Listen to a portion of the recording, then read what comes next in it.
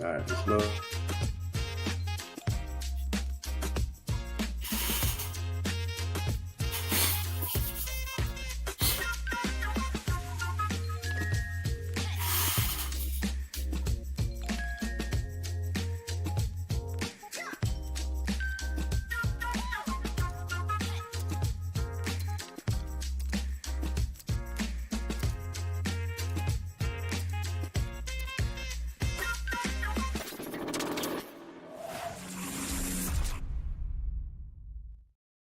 I've been waiting all day to read this. It's been sitting on my shelf and I need to dive in. But everyone, welcome. Besides Daniel Warren Johnson on Batman, we got Mr. Lonzo Starr in the building. What's up, Lonzo? Sir, what's going on, man? How's everything going? I'm good. It's been crazy for us. I think it's definitely been a journey with Evermind now 2 years later, working on our part 2. And, we go way back too. It's crazy. How's it been for you guys? Man, it's been amazing. It's been a lot of ups, a lot of downs, a lot. Oh, shoot. We just lost him. So, like he says, a lot of ups, a lot of downs. If you have Spectrum cable, do something and move on, because I'm trying to do the same. So I am actually, these days trying to figure out which mobile phone, because we have a whole family to move to. But I think that's the next thing. And when it comes to connection, there we go. He's back. He's back. Lonzo, you back? You good? Yeah, sorry about that. I think it was signing me into my other account for no reason. But yeah, I'm good. I'm good, man. I was saying it's been great. 2025 has been a great time. It's been a while since we've known each other, since what was that, like early 2021, I think. Early 2021 on the mask mandate. I think we were still in the mix of it. Had to meet outdoors. We were still out there getting it in, man. Still just trying to be great. And the world brought us together on Clubhouse. Clubhouse, exactly. Yeah. Dude, so we're streaming on your side and my side as well. So Lonzo, if you don't mind, maybe doing a plug for Concrete Comics and the journey has been so far. For sure, man. Share a little about 27 and we'll dive into it. It sounds a little low for some reason. I don't know why. Hold on one second. But yeah, so I'm Lonzo. I'm the CEO and founder of Concrete Comics, writer and creator of the legendary Acolyte and a few other titles as well. Liberty Knights, Zoriel, K-Way High, Organic Chrissy. But Acolyte here is my baby. Nice. What's Acolyte about? It's a cosmic adventure. If you're into stories like your Superman meets Silver Surfer with like a Star Wars lore to it, you will love Acolyte. It's about a guy that discovers he shares DNA with an ancient celestial god, and now he must learn what it is to become an infinite supreme and a cosmic guardian. Yeah, one thing I always love about Concrete is you guys have like great branding when it comes to all your titles and whatnot. It's always popping. Even like your motion graphics. Do a great job of putting these trays together. I appreciate that, man. We got a great team. My guy Darius, he was an intern for Concrete. He does all the motion comics now, so he does a great job at that, man. Very talented young brother. No, very talented. So before we get into it, you guys have a Kickstarter going right now, right? Acolyte. Sir, Kickstarter's live, man. This is like our 6th Kickstarter this year with a different book. And I'm just ready to get to day 0 so we can be done with it. And so I can enjoy my holiday. Yeah, same boat. I mean, people don't know, man, like these Kickstarters, they're like all consuming. Like once you start one, you're stuck. I don't know how you're doing 6 this year, bro. You did one every other month? Basically, yeah. So a lot of the ones we were doing in the beginning of the year, we were doing them for like 14 days. Okay, so you know what I mean? 14 days on, 14 days off, and then we jump right back on, man. But yeah, it's been a road.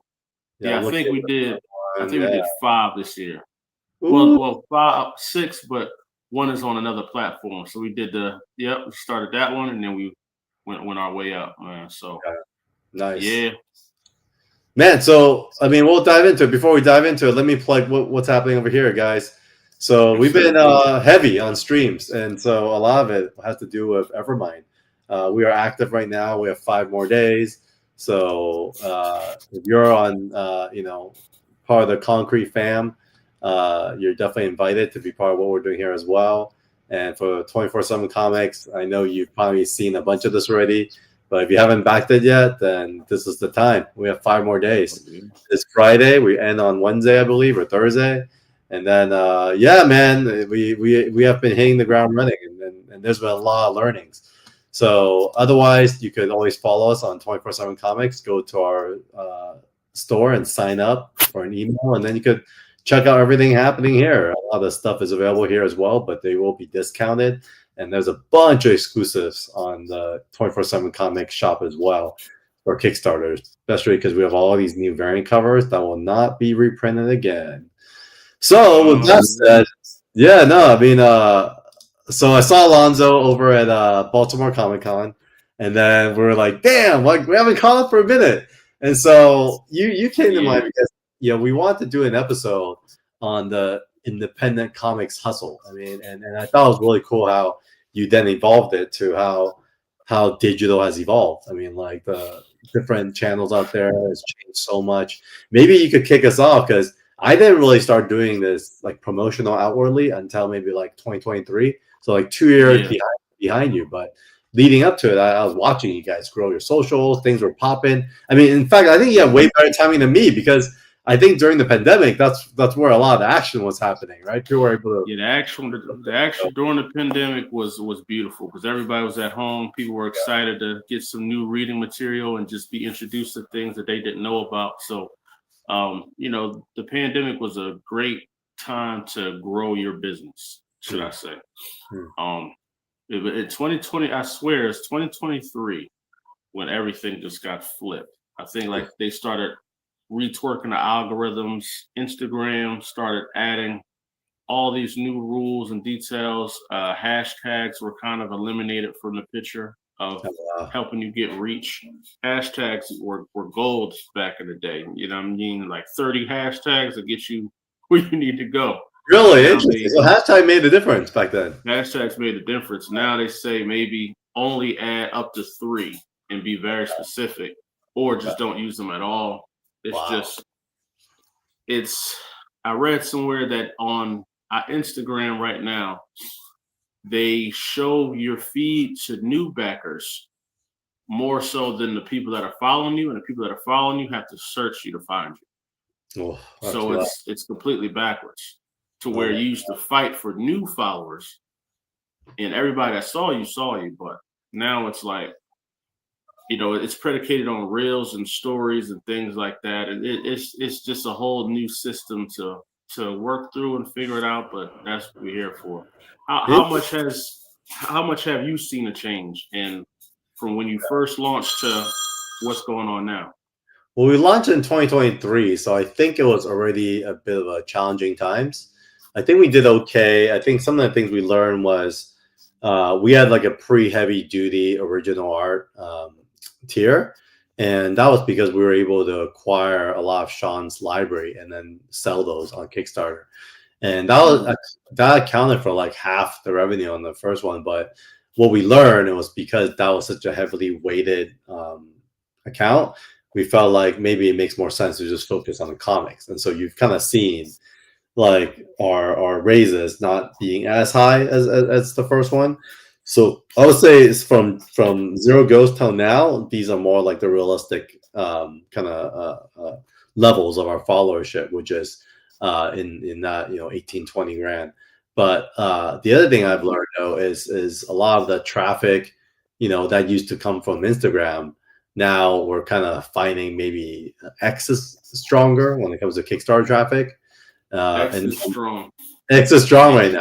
So we're streaming on X. We're doing all the stuff on X because we realize there's enough people actually checking and actually reacting to things. But and the last thing was we did do some media buy. But you're right. I think a lot of the media buy nowadays is just exposure to your own audience. They kind of put a gate. They basically gatekept your audience, and they're showing it to potential new people to try to spread the word. And it kind of benefits the platform, but doesn't really benefit us because we're in the business of reselling to folks, right? So kind of curious for yourself, like, we had a 2-year separation between Evermind campaign 1 and Evermind campaign 2. So our return rate has only been like 17%, which was much lower than we thought. Did you find it similar in when you kind of? It's similar, right? Like I've been doing so many Kickstarters. I recognize the names sometimes when I see them on there, and usually the first 25 backers are the same people every Kickstarter. Yeah. Like the loyal fan base, right? Because we're dropping different books each time. There's certain people that are fans of certain characters, so the numbers vary. They vary often. Who's interested in certain titles? But that first like 25, 30 people, there's the same people every single time. And they show love, they buy the books, and they stay quiet. They don't say anything, they just buy the books, they go about their way. But it's been difficult every Kickstarter because, like you said, the algorithms aren't rewarding for just organic posting. I think they're designed now for you to have to get ads and for you to pay for the system rather than like just organically having a viral clip. So I think our promotion is pretty good, man. I've been doing videos. I've been doing everything. I think you've always been good. You've always been on it, So yeah, bro. That's what I'm saying. Like at this point, I just should have just put money on the motion comic and just call it a day. Because I'm doing too much. You know what I mean? I'm everywhere, and you could be everywhere but nowhere at the same time when you're dealing with the internet. You know what I mean? Dealing with the algorithm. Yeah. The same 15 people are seeing my post. It's not benefiting me at all. Yeah, I agree. Now, have you tried other platforms? For us, we've been doing a lot of YouTube Live and just streaming YouTube, Facebook, etc. We don't see like a direct one-to-one when I'm streaming, but I see a lot more one-to-ones when the artist is streaming. So at least you're the writer. When Sean streams, we always get 2 or 3 backers every time he hops on somewhere. And so we've been trying to, extend the reach that way organically, because you can't really organically control your videos, right? But you could control your streams. Like you and I are streaming to our audience right now. I'm opening whatever we're doing to your Kickstarter and vice versa. And what I've learned is a lot of, creatives that back our Kickstarter wants to hear the technicalities from how Sean executed the book, which is not stuff I can share, but Sean shares very naturally. So that's worked pretty well for us as well. Yeah, streaming is definitely amazing. I streamed this morning at like 9 a.m. on a TikTok. I mean on IG. And, there was a lot of people on. And the craziest thing is a lot of people that joined the live, they didn't know we had a Kickstarter out. Oh my God. These are just the same followers that followed IG. So live is a way for you to. I don't think the system can control that. I don't think they can shut it down or minimize a live, because if you're live, you're just live and everybody sees it. So man, maybe I need to stream on IG as well. Yeah, for sure, man. Streaming on IG is good because I'm telling you, a lot of people on your IG probably have no clue you have a Kickstarter out right now. Sucks. Like to be honest, I didn't see your Kickstarter on IG. Yeah, I didn't see your Kickstarter IG either. Exactly. So a lot of people probably have no clue what we're doing right now. And that's crazy. It's because of the systems. But I never really streamed on X too much, but I want to start streaming there because that community, even when I first started doing Kickstarters in the early 2020s, when I would look at where the money was coming from people backing it, Twitter was always up there.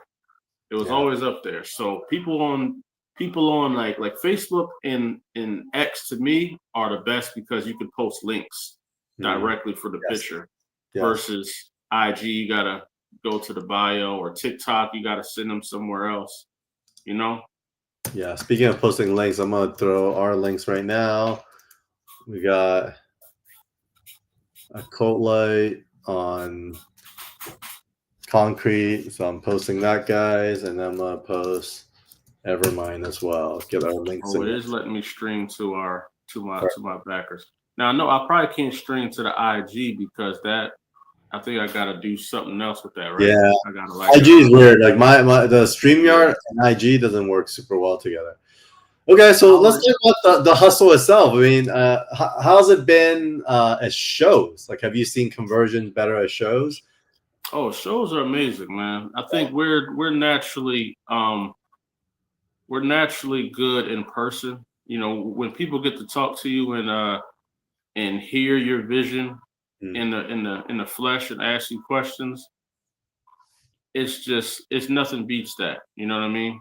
sure. But it trying to get that to translate online is a difficult thing. I would love just a passive stream of income just flowing in gloriously through the online presence, but in Yeah. person, yeah, it's been amazing, man. We went on a non-city tour this year. Woo! We started in Cleveland Fan Expo, and Okay. we ended it in Baltimore last week. But Nice. yeah, it was pretty dope. It was So pretty if you had to dope. recap the 9 shows, what was the top three, and then netting out from the whole tour, was it worth it? Top three? Oh yeah, yeah, it was definitely worth it. I'm tired as hell, but it was worth it though. You know what I'm saying? I'm, I'm super tired, but Yeah. DreamCon is my ultimate favorite. DreamCon down DreamCon. in Texas. Yeah. Okay. Interesting. Yeah, Why? DreamCon is amazing, man. DreamCon is amazing. Okay. Dope. Philly Fan Expo was one of my favorites. You know, that's my home city. That's where I'm from. Yeah, I'll be And there in a couple weeks, actually.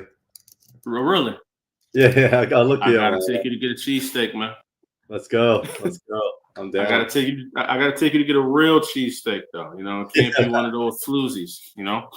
Yeah. Yeah. Real one. Sure. But yeah, I think DreamCon is one of my favorites. That's in Houston, Texas. Then you got Philly Fan Expo because the people Philly has such a.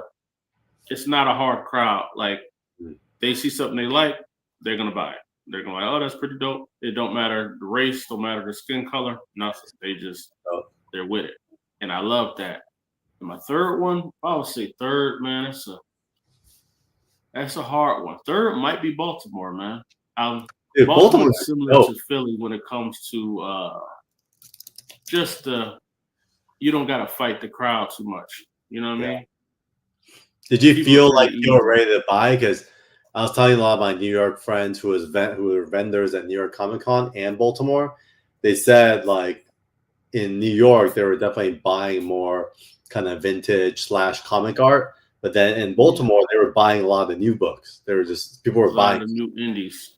Yeah. Well, because you got to think about it. In Baltimore, we don't have that much competition with like huge mega stars there, right? Mm, true. In New York, we was in small press, so you go 20 feet from us, Marvel is right there, and then Mm, you go another couple feet, it's like Top Cow or Valiant or whatever. mm, So we're and then behind us was Crunchyroll. So okay. Oh, you were we're right in just the in the mix. middle. We're just in You're the right. middle of the giants. Yeah. So for us to sell at New York, it was we were selling. We talked to a lot of people, but the people had to choose what they wanted spending money on because they had everything. It was so much for them to dive into, and they're trying to get the book signings. They're trying to meet this celebrity, that celebrity. So New York, everybody was just it's like a rat race. Everybody just running everywhere. You know what Yeah, I mean? seriously. No, I gotta pick your brain on that because I'm kind of curious. For me, I've always been having a hard time getting the numbers right, meaning like justifying going out to so many shows on the way that Yeah. you're talking about. But I'm curious kind of how you've been able to kind of make it work. Especially making it work. Vivi actually made it work for us. Our family Vivi does our digital distribution. They had a booth there, and we just piggyback off their booth. So that was awesome. We got E-Man in the chat as well. Thank you for backing Heroes. Quality, man. That's dope. Never mind. Definitely check out Concrete Comics as well. And then Stan says, I know there's on many occasions partner with popular platforms like Jake Paul or Justin Bieber use huge sums. Have to guess or channel use celebrities or popular platforms for exposure. You know what? I'll partner with Justin Bieber. Make that No intro. problem. Jake Paul. No problem. We're partnering with Justin Biebs. That would be easy. You know what I'm saying? Yeah, we're That'd so be down. easy smoke right there. But Yeah. yeah, just to find the numbers. See, I'm blessed to live on the East Coast, right in the tri-state area. So right in the Jersey, Philly, New York, Baltimore area. These are all like hour drives at most. You know, like from any given time, I can get to a major city in about 2 hours. Got it. And Okay. that's That's just a blessing right here. right there. That's such a blessing. So you know, and you know, that's only counting New York, Philly, Jersey, and Maryland. We didn't even talk about Virginia or North Carolina, and then get the Atlantas and Floridas.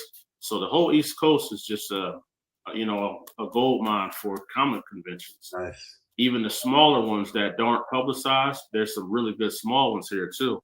So we're spoiled a little bit with being here, but we've been trying to get out to the West Coast, but logistically it's too hard to fathom the spending of shipping stuff, and then it's just too much to figure that out. It's literally the same thoughts that I have about the East Coast, where it's like going out to New York to set up with my team. It's rough because flying a bunch of people out there. The hotels are not cheap. It's not justifiable for us. Setting up in New York was tough, man. Like I was telling people all the time because they were asking me, was I excited about doing New York Comic Con? I was like, not necessarily. Like I'm excited to go and talk to people and meet with them, but it's the other things that I'm thinking about: the traveling, the getting in there early as hell, the long days.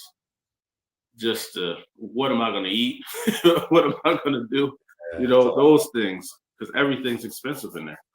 Yeah, I wish I knew you were in New York. We had a few things going on. Would love to have invited. Oh yeah, that'd have been amazing, man. Yeah, that's cool. Next time, now I know you're at all the spots on the East Coast, so I'll make sure I keep you in mind. Yeah. So I'm not gonna use your advice. I mean, as your DNA, you started a few years before us. At the end of the day, I'm still movie producer first and publisher second, so I'm still learning the ropes. So what would you say now? If you were to look at 2026, I don't know how far you've thought yet as far as like how you spend your time. So as a publisher, where do you think is like the most fruitful areas to spend your time when it comes to returns? Is it the shows? Is it the social media? Is it the traditional comic book shops? Like what has been the standout for you guys when it comes I think nothing. I would say nothing truly beats the shows. Right. Really? If you do them right, because you get that face-to-face experience. You get to meet other people. Like through conventions, I've met college professors that invite me to speak at their schools, and community representatives and people like that. So people you probably won't meet online because they just don't know you exist. Yeah. But you meet so many people that are just walking by that never heard of you at these conventions, and the right person could possibly change your life, if you do it right. And then also people that do know you, a lot of your people that follow you online, they don't really speak much. A lot of them just watch. They just watch, like pictures, and keep it moving. But sometimes when they see you're in your city, they'll come to your show. They'll come with books they already have, ask you to sign them. And that's an amazing feeling. When somebody comes to your table with books that they had to get on a Kickstarter or something, somewhere that nowhere else can get, and they just want you to sign them. It's a very humbling feeling. That's dope. Yeah, we just started seeing that, and it's been a couple of years, right? So it's interesting. You've been in it 4 or 5 years now, so you probably see that way more often with the number of releases. So for us, we literally just on Baltimore this year was the first time we started seeing. Actually, a couple of folks at New York Comic Con as well. Was some of the Sean fans come out with Evermind books in the first Kickstarter. And that's an experience you can't get nowhere else. Doing like book signings at comic shops is cool too, but a lot of comic shops aren't doing it like they used to, like specific ones that do the book signings. And so it's really like that world in the online world it's a lot more unknown variables. But at a convention, there's going to be people there. There's going to be people that are interested in what you got. You just got to be in the right place. That's it. Nice. So would you double down on shows next year? Like take it from 9 to 18 shows? Negative. Not at all. We evaluating which ones made the most sense, where the biggest profit was, and go from there. Yeah. But if we could do 6 that are amazing, that's fine for the year. You know, True. Yeah. because especially if you can kind of space out to do maybe one large one a quarter, that's fine. Or Maybe like two big ones a quarter type of thing. You know what I mean? So now you're spread out throughout the year. You're giving people something to come and see you at. If you sprinkle that in with random book signings throughout the year, you should be good. But doing just like, because I do know some companies they're just straight Comic-Con. They don't do online sales. They don't do Kickstarters. They don't do nothing. They're just conventions. And then I know some people that are just Kickstarter publishers. They don't go outside. They don't do nothing. They don't have a website. You want their books, you got to get it on their Kickstarter. So yeah, it's really interesting too, because when I asked you that question about where to put most of your time and resources, shows was like a natural answer. But a couple of years ago, I remember there was like a lot of excitement and like, putting some of your books into like local comic shops and stuff. Is that still a strategy that you feel like is completely necessary, or have you felt like now the online and shows combo is enough? I think sadly stuff like Amazon has killed that market because people can just get it from their house now. They can just order it, and especially with Amazon having same day delivery type stuff now, like that messed the game up for a lot of businesses. Oh my gosh! So do you sell books on Amazon too? Not yet, but it's like, because we were on Diamond right before they crashed, so we had books in shops and stuff like that, and it was cool. Yeah. But it was for an independent creator, just the percentages don't make sense at all. It's more for like it's more, to me, it's more like of an ego thing. I think people just back in the day, getting in a comic shop was the highest regard of like if you were important in the industry. True. Now that doesn't matter anymore. Like now it's just selling books wherever you can sell them, and anybody can be a major star and never grace the comic book shop in their life. True. So I think the culture changed in that way, and I don't know what has to happen. I think the comic shop owners, they gotta find a way to upgrade their systems to make it more welcoming to non-comic book readers. Yeah, for people are more into these general pop spaces like a Starbucks or just lounges. They just want to come and hang out. So, I think that would help out a lot. But yeah, the comics, unfortunately, I don't know a lot of people that still go to comic book shops. Most of them are older, like 30, like 40 and up type of people, 35 and up type of crowd, Yeah, there's no reason for kids to go. And it's funny too. I remember like Philly had a ton of comic book shops too. Like it's just within a square mile, but I felt like I've gone literally back like every year since I 5 years ago. So like I said, 4 years ago, I've gone because my wife goes there for a conference every year. And last year, I actually ran a marathon, the Rocky Marathon, because it was the same. I remember you told me that. I think when you were there, I think I was at a convention. Yeah, you were somewhere else. I think I hit you up. You're somewhere else. And I ended up running a marathon instead, so it's pretty funny. I think it wasn't in like April or May or something like that, because I think I was in Chicago or something. I think I was like I remember. I think I was at C2E2, and you were in Philly. And I was like, oh snap! Yes. Hilarious. And so I feel like there's less shops to run to, because that's one of my practices when I land in a city and I don't have like a business agenda or whatever. I try to run to all the local comic book shops as a way to work out and also check out the scene, right? And I realized a few of them actually shut down. Like Fat Jack's is one of them, I believe, right? Yeah. A lot of them shut down, man. And it's unfortunate. COVID took out a lot of them. COVID took out a lot of comic shops because they were, they had a lot of rules, like one person allowed in at a time or something, or some of them had to put their book racks outside and sell their books outside. But people like to come to comic shops and hang out, not come in real quick and get a book and leave. Some people like to read it in the shop, I feel like that's where the convention aspect is too, where I think growing up, we used to go like live music venues, But all those live music venues are gone now. Now it's all about music festivals, right? Everyone wants to go there with a mixture of what's happening and action. And I think with comics is exactly the same. That is true. Like when you talk about the music thing, I remember because I never knew like what Woodstock was or nothing like that. Yeah. But I went to Afropunk one year, and that was the first time I did like a festival where it was multiple stages in different areas, and you can just go listen to whoever's performing at the time. Yeah. I didn't know that was like a type of a world, because you remember back in the day it was just there's a headliner and acts underneath, and that was it. Like you ain't walking nowhere else. You're in this one room, and that's it. Yeah. Now it's like people are going everywhere. So, and I think conventions are getting like that too. You know, I agree. They're separating. You know, the people with like the knickknacks and stuff like that. They're starting to separate them to their own side and have the comic people here, and they got the pros over here, the celebrities. So they're really starting to curate it.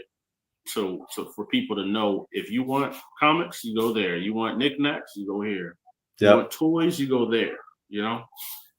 Yeah, it was confusing when they weren't curating. They weren't mixing it up, because what happened was you'll get like, I call them the trinket booths, right? They'll have like trinket and knickknacks, and then they'll have the comic creator, and then another 3 or 4 knickknacks, and you lose people, right?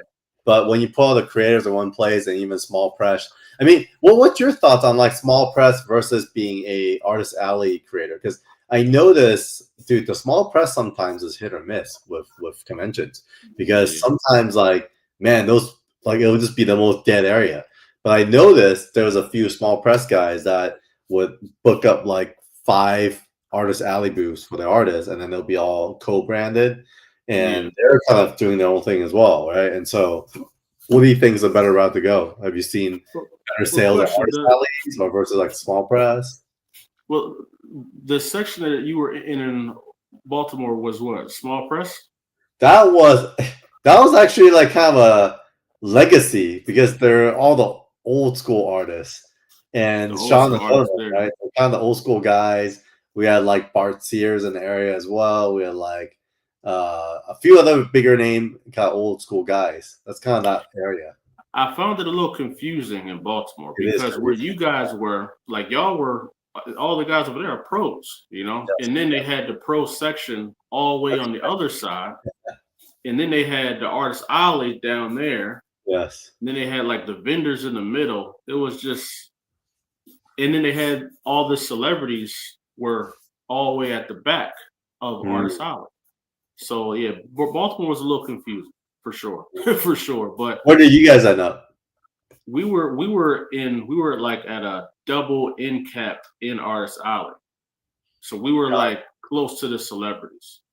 Okay.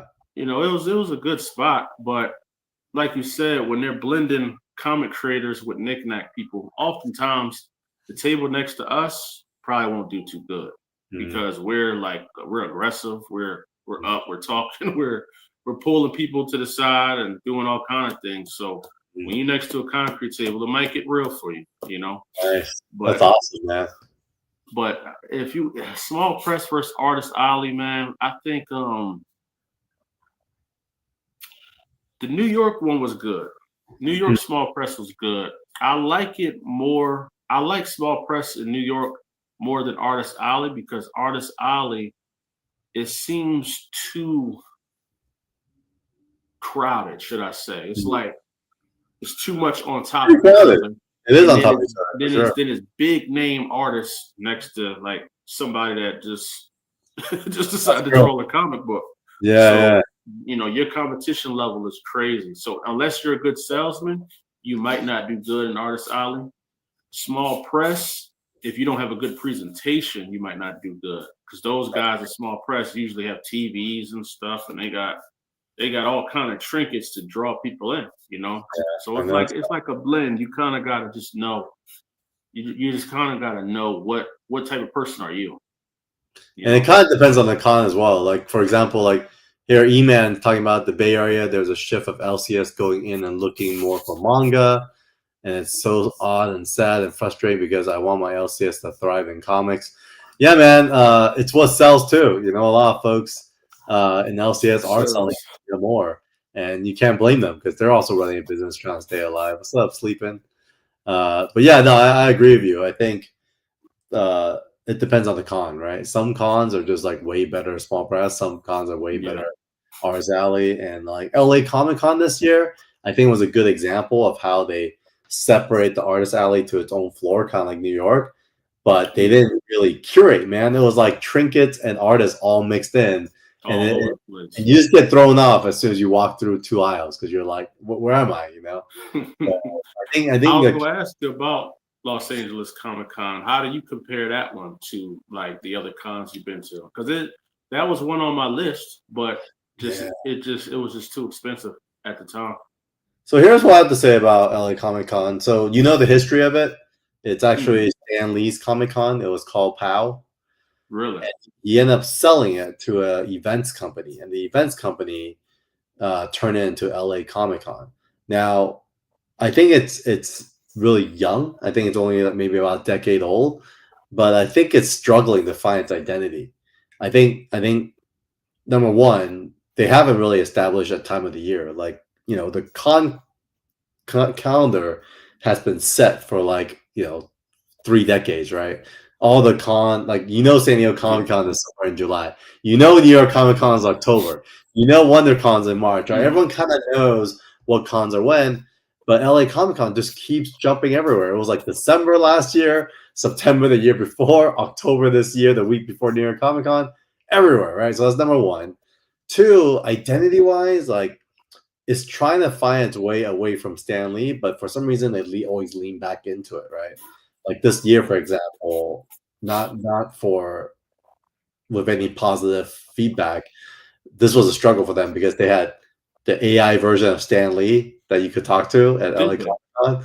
And yeah, I mean, honestly, it was really cool. My friend Bob was the one that put it together, and I went to go try it. And it was almost like such a great idea, but also a little bit a sense of it's too soon because he didn't pass that long ago. But you know, when you talk to him, you really feel that kind of nostalgia, like he's responding to you. And so it's also a little freaky at the same time. And then the third thing about LA Comic Con is just that I feel like because they haven't found that identity, they've had to like they had a lot of turnovers every year. So because when you have turnover, you're not inheriting or building on top of the backs of those before you. You're like starting fresh. So I feel like every year LA Comic Con is like a new con. And so I think this year they struggled a lot with organization. And so I think they're still trying to figure out its identity. Not like Baltimore. Baltimore is a very clear comic convention. You go there, you know, see creators everywhere, and people love to buy comics, right? There's a very clear identity. They love to buy comics in Baltimore. And I think that's the lure of LA from somebody not from there. Automatically in your head, you think there's going to be celebrities walking around everywhere and there's going to be big name actors just in the building. You know, that's what you think because it's in LA. But I don't know if that's the case. Like I would hate to fly all the way out there, 6-hour flight, and be heavily disappointed, you know? Yeah, it's hard. It's and LA doesn't spend too much money, I think. That's the other challenge because it's so expensive to park and the tickets are so expensive and the drive. And so by the time they're in the door, they spent $200 already, you know? And so it's really they don't leave a lot of skin in the game, you know, for the that's what I'm saying, man. Parking be taking away a lot of stuff. Like I was nervous when we were in Baltimore because they had that parade, and then there was supposed to be a parade in front of the building, and then there was supposed to be a marathon, some type of a protest all in front of the building. Oh my god! On that Saturday. Yeah. Luckily, it turned out good, but parking is kind of trash in Baltimore, but there's a lot of parking lots around it, so I guess that helped out a little bit, but. And I think that's what works in Philadelphia is that in Philly, it's right next to the train station. So people from everywhere, from New York, Baltimore, they get there. It's like right at the train station, and it's right next to the buses. So people that don't have cars, they can bus there. It's so easy and convenient for people to get to the Philadelphia Convention Center that to me, it makes it one of the best cons because the the organic traffic is very high, and it's not expensive to park either. Do you see like a huge contingency of indie comics there and like comic buyers of the Philly Con as well because of just the density? How there was so many comic fans in the space, even though there isn't as many shops. Is that now reflected in the attendance of Philly convention? Philly Fan Expo is a perfect blend of it's like a baby New York, right? Because they'll get some big celebrities there, but not super big to where it takes over the whole convention. Like this year, it was John Cena was there. So John Cena was big. To me, it's big right now. Yeah, John Cena's huge. So he was like the mega star, but it didn't take away from our section. And how they have it set up is very nice at Philly. So we were like a premium end cap in Artist Alley. And then on the wall aside of us was all the pro tables. So if you're looking for pros or just like good independent comics, everything is in the same hallway. So people are just walking, they're going from table to side, table to table, and they're enjoying it. You know what I'm saying? And it's a healthy, all 3 days is a pretty healthy traffic. And it's easy flowing. I think the cons are over at 7 p.m. You know, Friday, I think it starts at like 2. So it was pretty easy. Okay, yeah, it doesn't seem like too harsh. We might have to consider boothing there for 24/7 as well. All right, so Lonzo, what's 2026 looking like? What's it feeling like after getting through the grind this year? Because we've both admitted at the beginning of this call where it's been hard. Like this year is not as easy. It's been tough. Yeah, it's been tough, man. I'm excited about a lot of the community things I'm doing, a lot of the community projects I'm doing. You know, that's real big for me. Is just to make sure I give back to the families and to the kids, and partnering with like the Boys and Girls Clubs and stuff like that to do comic workshops and speaking at some schools and colleges. That's always been like some of my favorite things. As far as conventions, we're gonna go to the ones that the fans are requesting. They want to see us at. We might try a new city. Cleveland was a new city for us this year, and it was great. Cleveland was pretty good. It was a little cold, but it was pretty good. And as far as just book releases, 2026 is almost like we're doing like a soft relaunch or rebrand of the company. Really? Okay. Because this has been our 5th year anniversary, and we've reached a lot of people, but a lot of people still don't know we exist. So how do we reignite that? Reignite like a new start to the company. We got a bunch of titles to launch with. We can really do this right. Because our first years, we didn't do like print runs and stuff like that. We just were putting books out. We didn't do anything in a traditional standpoint of like, releasing comics. So I want to be able to do that now. I want to do print runs and do, second prints, third prints. I want to have that experience to give our fans that experience. So I'm excited to take things back to ground zero, re-identify who we are in the community, and meet a lot of new people. Yeah, man, you and me both. I think with 24/7, very similar sentiments. I feel like the brand's been existing in a certain way for the last 3 years, and now it's a good time to just kind of refresh, right? Just because I think it just at this point, people want to see what's new and fresh, and even just being a year or 2 years old, it's already dated, right? That's how fast things are moving these days. Yeah, things are moving fast, and I think it's with so much has changed around us in the market, we have to change too. Yeah, 100%. We can't remain the same. We got to restructure how we communicate online and in person. How do we want people to receive us? So I'm excited to figure it out. I'm gonna take these last 2 months of the year to get it rocking. So January we come out swinging, but How about outside the country? Have you guys gone outside of the U.S. at all, or considered? We got invited to a couple spots. We got invited to there's a big Comic-Con they do in Nigeria that we were interested in doing, and there was one in South Africa as well. Okay. And there was one in the UK we thought about doing, and my friend, he just told me about one in Hong Kong that they're trying to launch where they want more American comics to come. So Yeah, I'm Maybe if actually I can working get with the Hong Kong crew, so I could really, definitely help with that if that's something of interest. man, if I can somehow find a way to get like a guest table, I'm over there. I'll be over Okay, there for I'll real. work on it. I'll work on it. Save me some type of something. Save me a Yeah, little something on yeah. that travel. I'm literally throwing you on the list right now, but Oh man, we that'd are be working on amazing, bro. something right now, so it'll be fun. How long is that flight? Is it easier to fly from California or from where I'm at on the East Coast? Like, well, what's the? Uh, it's a little further from where you're at, so it'll be I think about 14 hours from where you're at. It's about 11 hours for me. So let's see, Philly to what That's airport do you real. fly at? What is that? What airport do you fly out of? I can fly to Philly, Newark, or New York.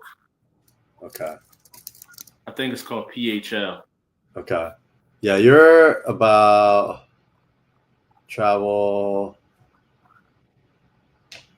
It's weird, they're not telling me flight distance. It's around.